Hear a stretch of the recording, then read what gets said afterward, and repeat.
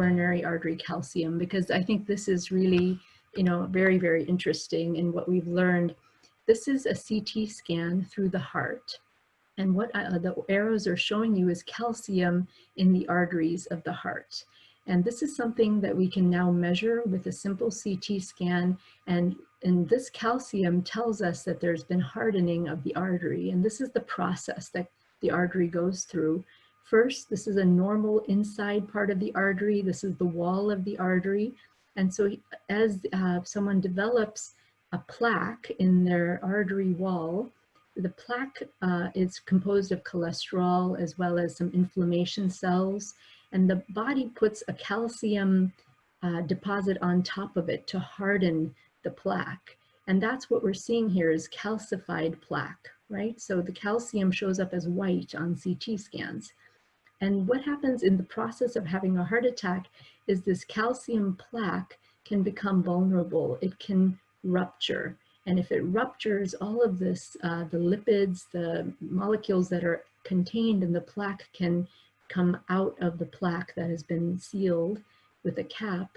And that can cause platelets, blood products, blood cells to get stuck and to cause a clot to happen in the artery, which disrupts the blood flow. And that is the process of developing a heart attack.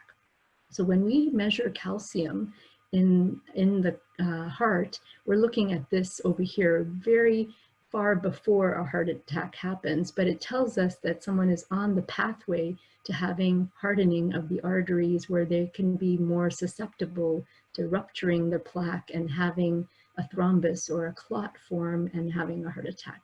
So this is a different type of information we're learning than cholesterol or high blood pressure or glucose.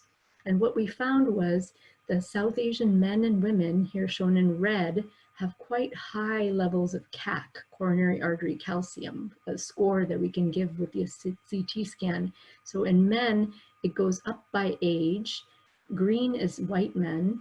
And even though it looks like the white men are higher than the red line here at the age of 70 and above, there's really not much statistical difference here between these two groups. So the white and the South Asian men seem to have really high CAC scores as they grow older after age 60, whereas the African Americans, Latinos, and Chinese kind of stay on the low end. Even at the age of 80, they may only have a CAC score around 100 on average, whereas South Asians more like 250, 350. So we're kind of establishing what the norms are, like what does the average South Asian have depending on their age. And for women, it was kind of in the middle. The white women seem to have higher amounts of CAC as they got older, 70s and 80s, compared to the South Asian women who were in the middle compared to the other groups. So this is interesting because before we did this study, had you asked me what I would have expected, I would have said that South Asians probably will have very high CAC, probably higher than other groups, because we know that there's more heart disease than we expect in South Asians. And this was one of the reasons that we expected the CAC to be high. It is high, but it's not the highest. It's definitely higher than it should be, for sure. And it could be very relevant in causing more heart attacks. So we looked at CAC a second time when people came back in 2016 to 18, and we wanted to look how many people developed CAC who didn't have it before, as well as how many people had more worsening of their CAC or progression.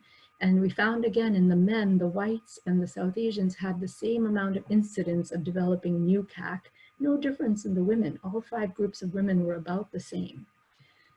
And how about change in CAC? So South Asian men actually had much faster change in their CAC scores compared to men in all of the other groups, whites, including whites and the other groups.